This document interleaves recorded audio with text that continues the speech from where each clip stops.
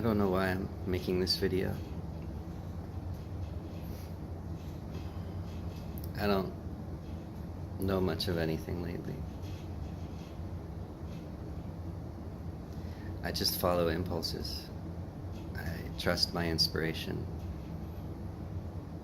in what feels like a pretty radical way. I basically don't do anything I'm not inspired to do. And that ends up meaning I spend a lot of time alone.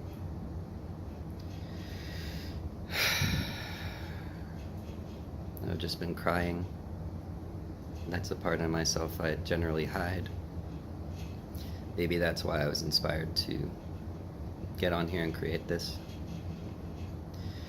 I feel like a part of the tears were about judgments, how painful it feels to be judging myself and others, how much separation that creates within me.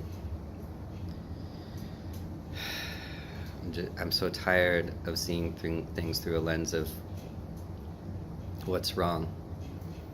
So much focus on what's wrong,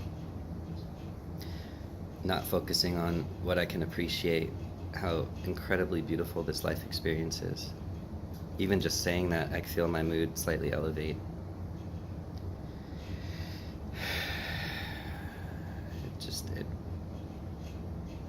It's the beginning of a momentum toward love, toward taking things less seriously. I can feel myself starting to do that as I move in that direction.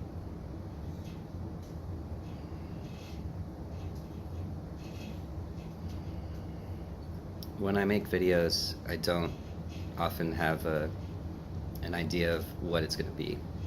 Maybe just an idea of like a topic or a concept, but I don't know what I'm going to say. I don't have any pre-planning around it. I just get an impulse to grab my phone and record myself, and I go with it, and I post it pretty much every single time. I've been thinking about doing Facebook Live, which feels really scary.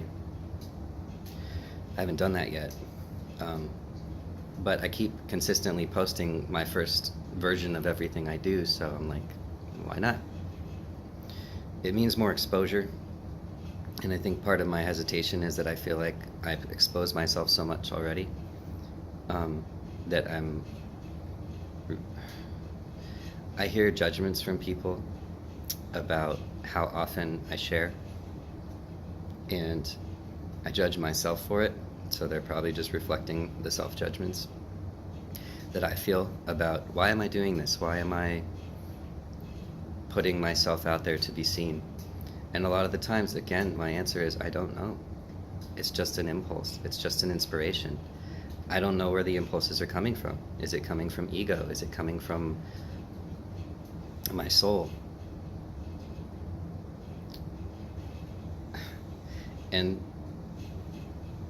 that feels like humility that can come off as arrogant, as like insecure. And I've definitely got insecurity. So again, I don't know. Maybe my insecurity is the reason that I'm sharing this. And maybe there's a perfection to that. Maybe in sharing my insecurity, there's some way that I can start to accept it more, love it, appreciate it in some way. Appreciate it for the connection it creates. So yeah, again, it's a surrender that feels like humility. A definition of humility I heard is that it's basically a trusting of the universe. It's a trusting that consciously I might not understand my impulses, but I'm humble enough to allow them because a creative force wants to express through me. I'm humble enough to not, so that the other piece of this is that insecurity is arrogance. So when I let my insecurities and fears stop me from doing something, that could actually be stopping the world from receiving the gift I have to offer, which to some people may bring up a lot of judgments. we judge gifts. We judge things that show up in our experience that make us uncomfortable, or that, I don't know, maybe somebody watching this is going like, dude, this guy again? Seriously? Because that's the voice in my head, right? Yeah. I can feel an impulse to like lighten things up, and that I'm being too serious, and that I know this is all a big fucking cosmic joke. And sometimes I'm just in a serious place, and that's okay too.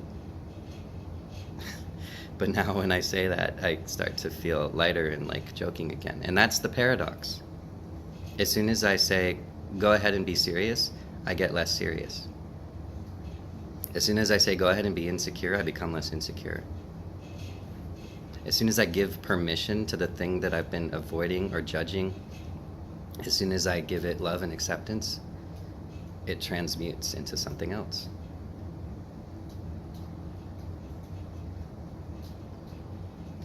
I have wisdom to share. We all do.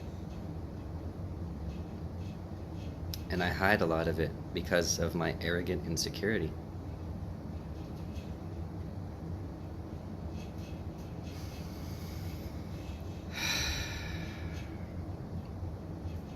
So I'm going to continue to be in the question, and continue to be in the unknown, and continue to consider the possibility that insecurity could be driving some of my sharing, and some of my, there could be a lot of approval-seeking behavior around putting these videos out, because I definitely, I check constantly Facebook, who's liking it, who's got comments.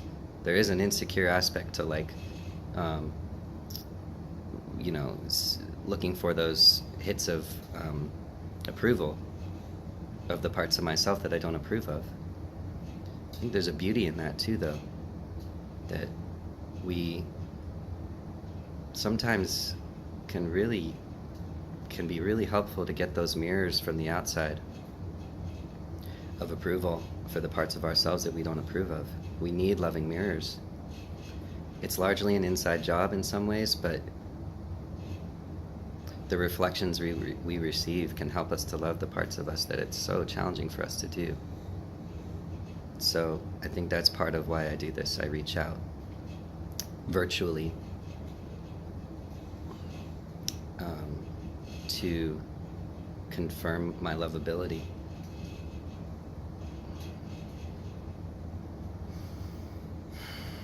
So yeah, being in the unknown is very uncomfortable, and I've allowed myself to be there for most of the last few years. And I've heard that there's a part of us that as soon as we say, I don't know, the part of us that knows steps forth. And there's something in me that believes that, or wants to believe that, feels that in some cases, and wants to think that that's what I'm feeling. The mind can play tricks on us to such a degree that it's really hard to say we're ever certain about anything. And at the same time, I've been in places where I feel where doubt doesn't seem to exist. And I just know. So it's such a paradox to feel that knowing, and to know that the mind could be remembering it and interpreting it in ways that skew it. And that's where I become more humble, because I know my mind can play tricks. I know I can't trust everything I think I know and believe. And from that place of humility, I surrender to something else that steps up in that space of I don't know, that can then become me, flow through me. I can then embody that divine love that I truly am.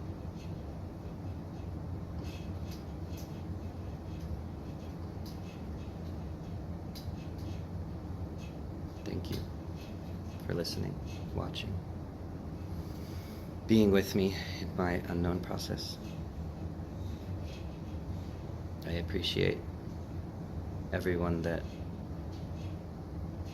witnesses my process and helps me to recognize the love that I am.